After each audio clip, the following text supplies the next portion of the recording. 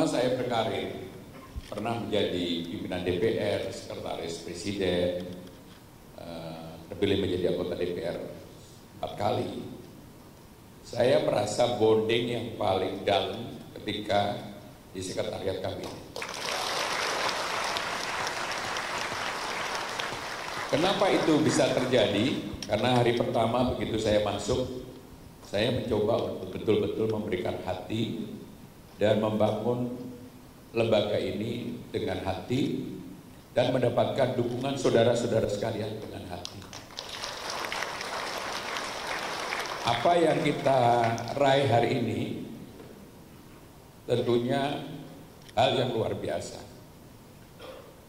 Ketika kita membantu Presiden sebagai penjaga dapur utama, Presiden sebagai kepala pemerintahan ketika sedang terjadi COVID, itu sebenarnya luar biasa. Sebenarnya luar biasa. Kita kerja pagi, siang, malam, bahkan banyak yang work from home, work from everywhere. Kita tetap menyelesaikan persoalan-persoalan dasar yang ada di pemerintahan ini. Itu luar biasa. Dan saya secara khusus berterima kasih kepada itu, karena kerja yang luar biasa. Selama saya memimpin lembaga ini 2 periode, kita selalu prestasi untuk ukuran kinerja mau WTP, mau nilai-nilai yang lain, kita selalu salah satu yang terbaik di lembaga ini.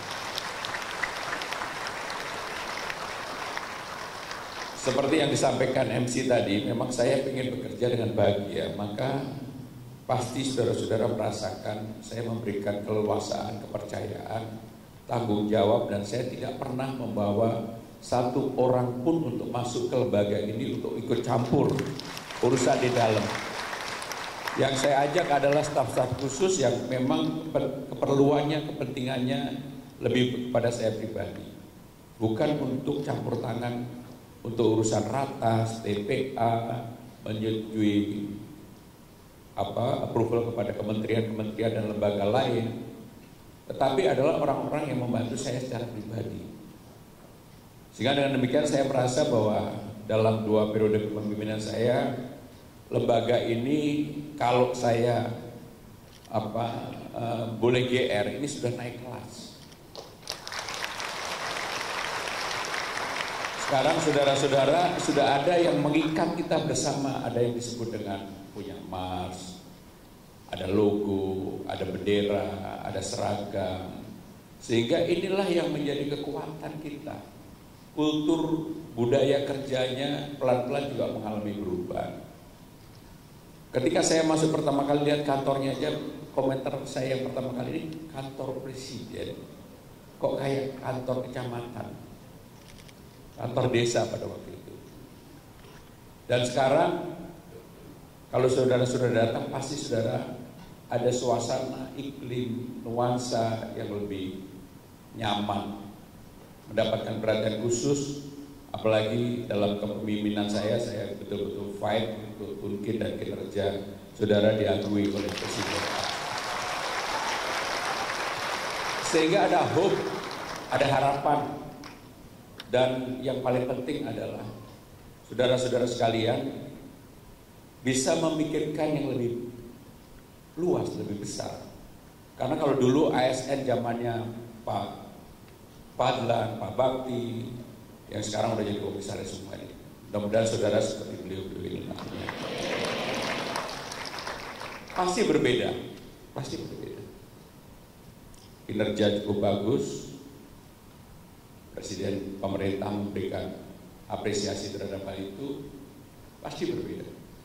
Dan saya begitu merasa bonding dengan saudara-saudara sekalian, kita dipersatukan dengan Mars, dipersatukan dengan bendera, logo, seragam, dan kerja keseharian yang luar biasa.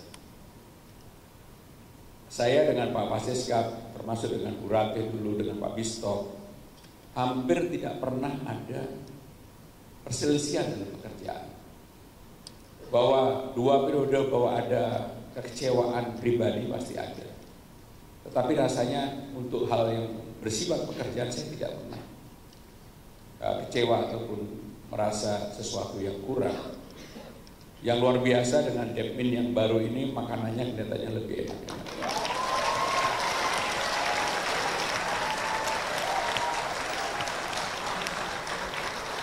Saudara-saudara sekalian, hidup tetap harus berlanjut dan saya mendoakan mudah-mudahan nanti yang akan memimpin saudara-saudara lebih baik dari saya. Lebih baik dari saya, lebih perhatian, karena kultur budaya kerja kita sekarang jauh lebih baik, relatif jauh lebih baik. Bahkan para deputi yang ada wajahnya tidak lagi seperti ketika saya awal masuk, kayaknya menanggung beban yang luar biasa.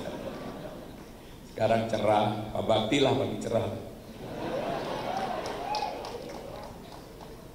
Jadi saudara-saudara sekalian, seperti yang berulang kali saya sampaikan, kerja harus bahagia, harus punya mimpi. Kalau kesempatan untuk bisa sekolah di luar negeri harus diambil. Dan saya juga bersyukur bahwa sekarang ini yang mendapatkan beasiswa sekolah di luar negeri, kalau dibandingkan dulu dengan sekarang, saudara-saudara sudah jauh lebih banyak. Dan ini harus diteruskan.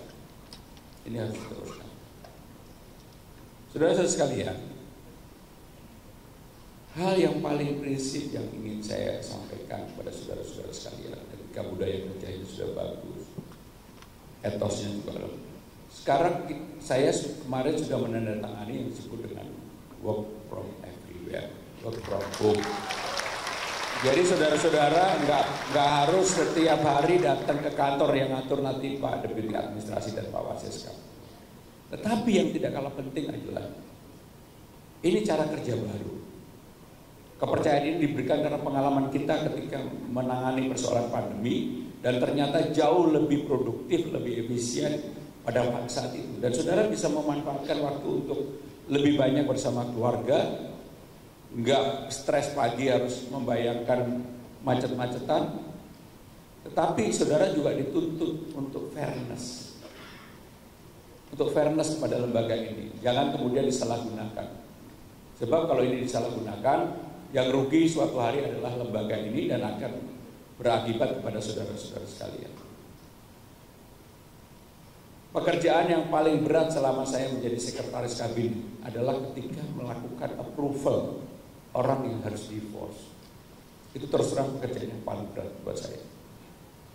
Senengnya nggak tahu, berantemnya nggak tahu, tiba-tiba harus memberikan persetujuan itu. Biasanya saya endapkan dulu. Saya tanya pada Deputi Administrasi, saya tanya pada Waseska, apakah ini sudah dikaji dengan benar? Kenapa itu saya selalu dilema, karena saya ini orang yang family man. Saya betul-betul sebenarnya orang yang family man. Pasti saudara-saudara sekalian sudah tahu, saya sudah berulang kali mengatakan bahwa saya ingin spare waktu dengan cucu saya.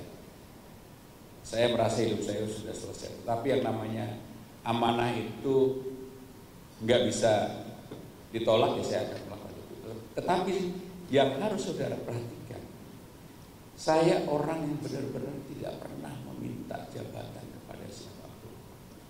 Termasuk menjadi wakil sekjen, menjadi sekjen, menjadi pimpinan DPR, 2 kali dapat amanah di sekretaris kabinet, nggak pernah sekalipun. Tetapi kenapa bisa? Karena kerja keras. Kenapa kalau saya bekerja, meja saya itu selalu bersih setiap saya pulang kantor? Karena yang bekerja itu sistem, kepercayaan. Dan mudah-mudahan yang seperti ini, saudara-saudara sekalian, bukan saya pengen dijadikan role model, bukan. Tetapi semangat untuk bekerja lebih baik, memberikan kontribusi lebih baik, jangan hanya dilihat ketika saudara-saudara sekalian sedang dinilai oleh atasan. Karena hidup tidak pernah ada yang tahu.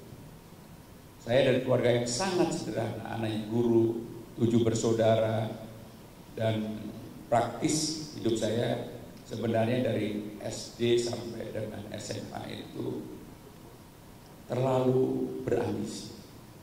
Saya SD sampai SMA itu selalu juara 1 kecuali kelas 5 SD. Dan itu kalah sama perempuan yang namanya Emi Saryoni. Saya juga nggak tahu di mana ini Emi Saryoni sekarang ini. Tapi itu begitu melekat dalam diri saya karena kalah di kelas 5 SD. Sehingga saudara-saudara sekalian, dengan amanah ini saya juga ingin memberikan pelajaran bagi siapapun orang kalau mau bekerja keras, walaupun banyak orang mengatakan bahwa ini saya seperti turun gunung, sebenarnya hidupnya udah terlalu comfort zone. Memang betul comfort zone. Saya setiap hari nggak pernah keluar rumah. Udah 2 periode ini saya mall aja udah nggak tahu sama sekali.